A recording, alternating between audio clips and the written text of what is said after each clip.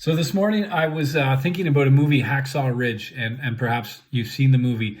If you haven't, it's a true story about an American soldier serving in the Second World War. His name was Desmond, Desmond Doss. And he was a pacifist. Because of his strong Christian faith, he refused to carry a weapon, but he was a medic.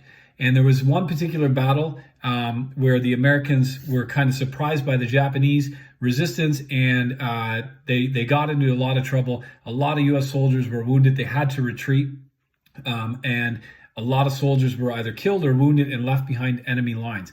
Desmond was there, and miraculously, he was completely unscathed. So he immediately set to work trying to find soldiers that he could bring medical attention and medical aid to. And they were up on this cliff. So down here on the beach was a safe place where there were American soldiers still. Up here on this ridge, they were behind enemy lines, and they were in the trenches basically with the Japanese army. And Desmond had to wait till nightfall, and he started to take soldiers who were wounded and needed more medical attention than he could give. And he tied a rope around them, and he rigged up kind of like a dolly system where he wrapped the rope around a tree, and he would lower them one at a time down this sheer cliff to the U.S. soldiers waiting on the beach to take them away to safety. He would do this, and then he would go find another wounded soldier, and then he would find another wounded soldier. And in the movie, it's such a powerful scene. They show his hands they're wearing like raw. They're bleeding. He's physically exhausted. He's about to pass out, and he cries out, "God, just give me one more. One more, God. Just one more." And he gets up and he goes and he finds another soldier, and he drags that soldier, and he does the same thing. Then he says, "God, give me one more." Finds another soldier. He keeps saying, "God, one more, just one more." And he ended up rescuing 75 U.S. soldiers that day. 75 soldiers. And I was reminded when we first moved to the Czech Republic, I felt so strongly that God was saying to me, "Jody, I poured myself out for you. Will you pour yourself out for me?" And I was convicted.